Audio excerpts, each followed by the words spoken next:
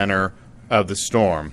I'm joined here, of course, by Kevin Guthrie, the Division of Emergency Management Executive Director, as well as Dave Kerner, Executive Director of the Florida Highway Patrol.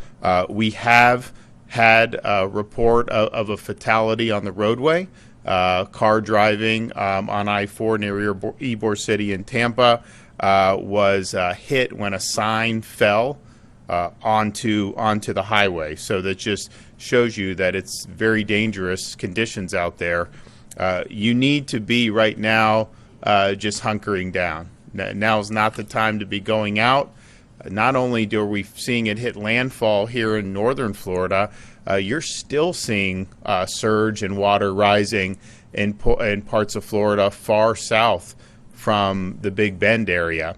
So you look at southwest Florida, you look at the Tampa Bay area, you're seeing really significant amounts of surge. There's going to be streets that are flooded and will continue to flood all up and down the west coast of Florida. So it's hazardous conditions right now, and please, do not be going outside until things settle down.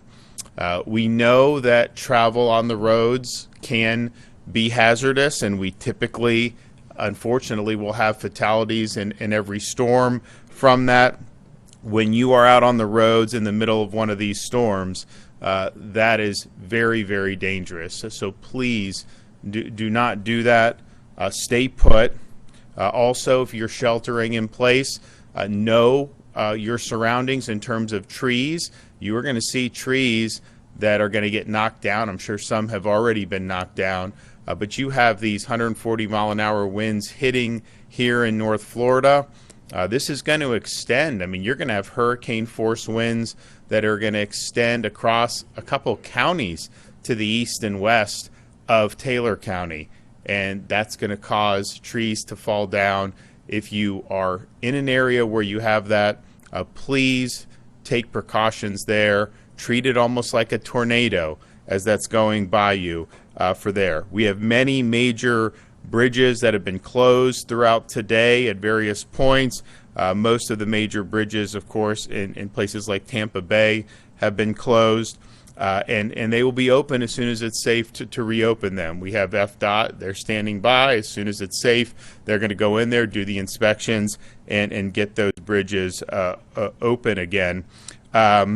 You may, if you're here in North Florida, you may have a period of calm when you are in the eye of the storm. Just understand that storm is not done, and it's very, very hazardous to go out for there, especially with how fast this storm is moving. You're going to be putting yourself in jeopardy if you try to go out in the middle of the eye wall of the storm. We are going to see down power lines. Those are very hazardous as well. Please do not mess with any down power lines in and around your home or anywhere you may come in contact with them. Also, be very careful about standing water. People get up in the morning when it's light out. There's going to be standing water in a lot of parts of this state. Don't go trudging through that. There's going to be a lot of hazards that could be in there, and just please be mindful of that. The storm is going to pass, and when it does pass, you're going to have still going to be dark outside. Do not go out in the pitch black trying to navigate any debris or anything. That's just not going to be the safe thing to do. Wait till you get light and you can take stock of what's going on in your property and govern accordingly from there. When you're using ladders, please be safe with that. We do have fatalities involving people climbing on ladders, trying to get to their roofs and falling, and that happens almost every storm. Please just be very careful with that. And also, of course, there's going to be an enormous amount of debris in various places, and you could have down power lines, you could have dangerous objects. Just be very careful when you're around the debris. Also, be careful about using a generator. Do not use a generator inside your house. There have been power outages. There's going to be more power outages. You can use a generator, but make sure you're running it outside your home. Keep it away from windows and keep it away from the doors. We have not had fatalities in the more recent storms with misuse of generators, but that has happened in the past, and this is something that's very much avoidable.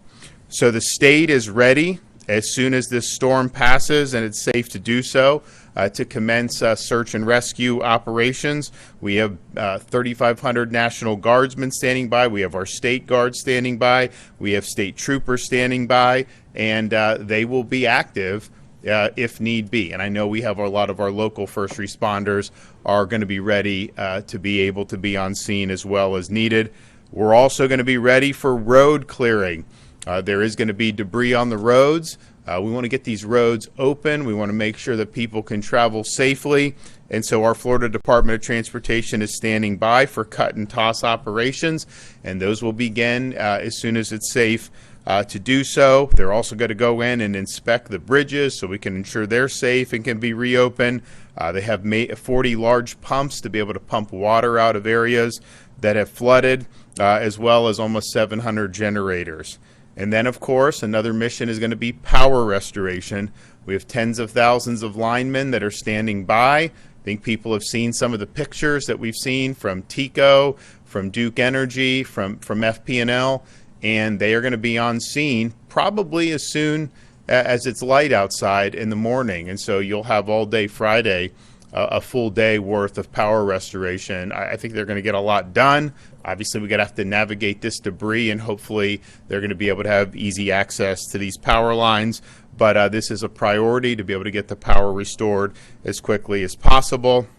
And then we're also standing by to help with disaster supplies for people that need them. We have meals ready to eat, of course, the water mission, bottled water, Starlink internet devices, fuel for folks who may need fuel. So that all is standing by and ready to be done. And there'll be a lot more that is going to be done as circumstances warrant. If you need assistance, non-emergency assistance after the storm, you can call the State Assistance Information Line at 1-800-342-3557. Now, this is not for emergencies.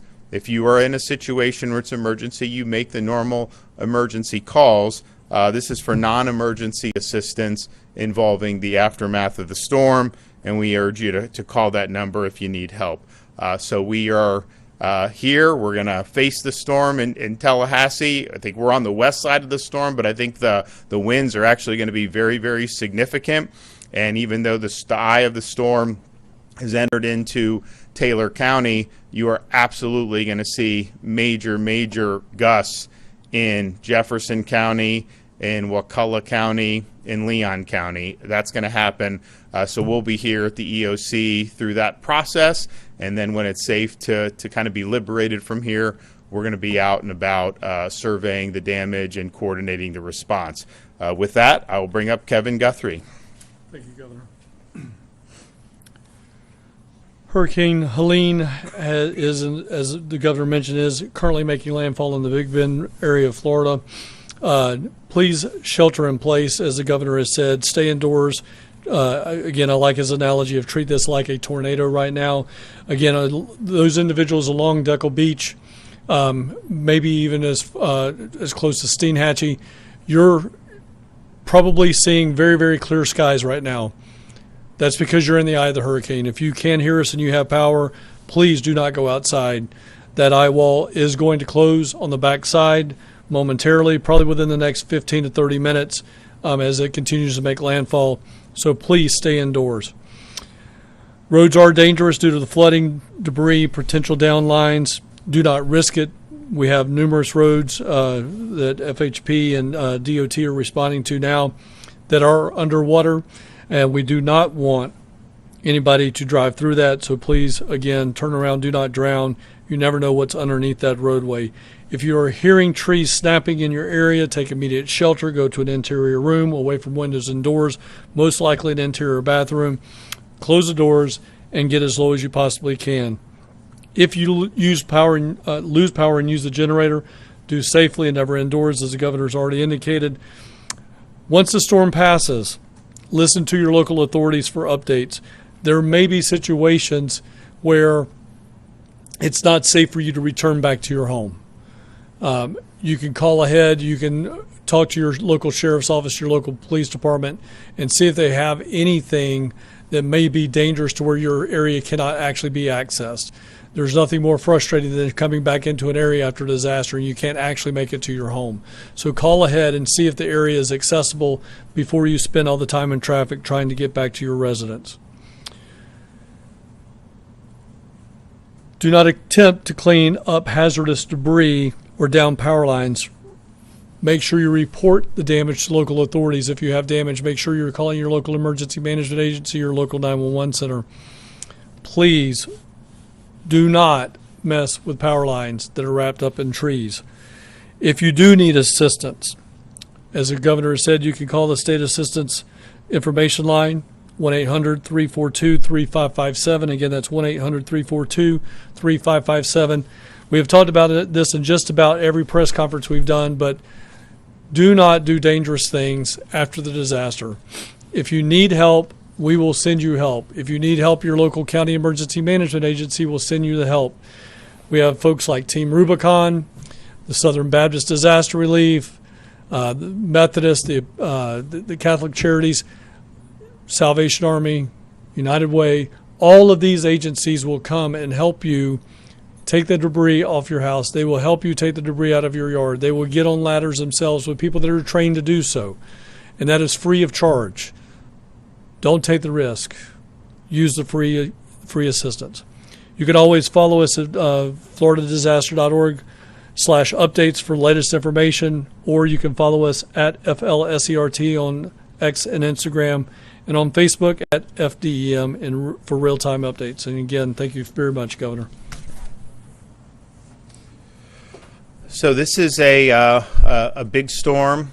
It's a powerful Category 4 storm, but it's also just very large, and it's going to have impacts are being felt, have been felt, and will continue to be felt far and wide. And so when Floridians wake up tomorrow morning, we're going to be waking up to a state where very likely there's been additional loss of life, and certainly there's going to be loss of property. You're going to have people that are going to lose their homes because of this storm.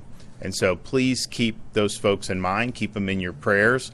We've got a lot of folks here that have been lined up, ready, mobilized for days now, ready to go and provide support. Kevin listed some of the nonprofit groups that are going to be here.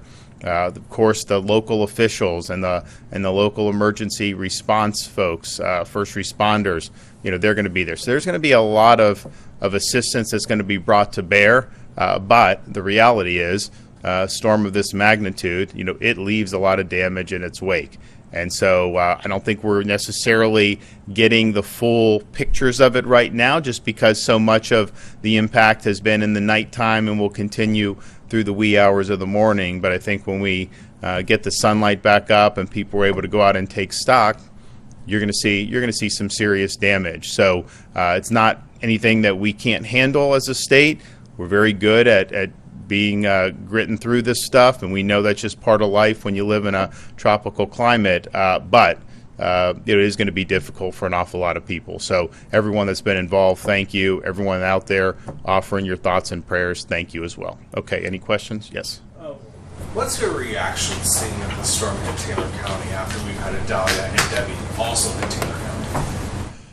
Yeah, I mean, I think it's just, I think Kevin and I were talking. I think their EM director resigned going in when they saw this storm could come to the big, because it's going to be 3 storms in a little over a year. What is it, 13, 14 months basically?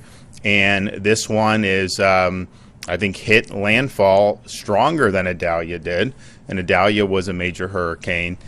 Debbie was not as strong, but Debbie left a lot of water in its wake. And so you have relatively under-resourced community that is having to do that. Now, we're going to be there. We're going to be helping.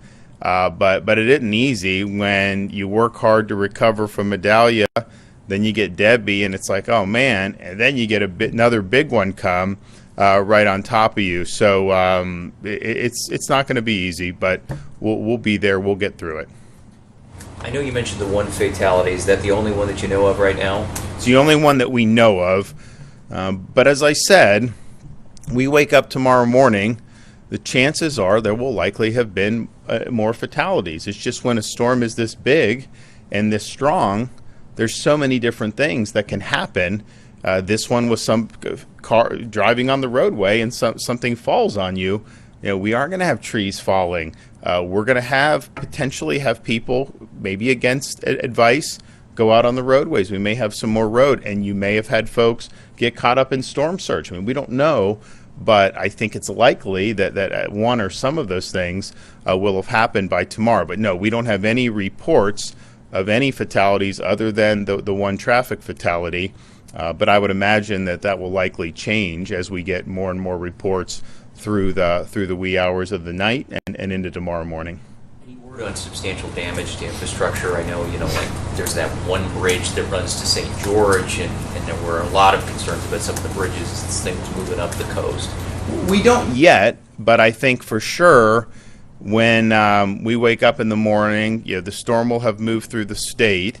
I think some of the storm surge that we've seen on the Florida Peninsula on the West Coast, some of that may have dissipated by then, and so we're not necessarily capturing in real time the full extent of that, just because it's late and it's dark out and people aren't about that. But I would imagine that you're going to see a lot of wind damage probably in the northern part of the state.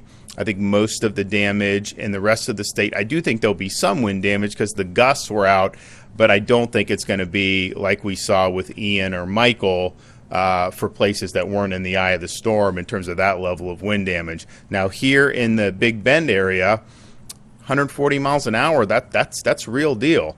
That's not quite what Michael was. That's not quite what Hurricane Andrew was and some of the other big ones that we've known in Florida. But that's packing a big punch. So we'll have a better sense of that, I think, tomorrow morning. But no, we have not gotten any reports of things like after Hurricane Ian or within like an hour, you saw Sanibel Causeway, you saw Pine Island Bridge washed out, basically. We have not gotten those reports yet. That doesn't mean it can't happen and it won't happen, but not to our knowledge yet. Okay, we will be back tomorrow morning.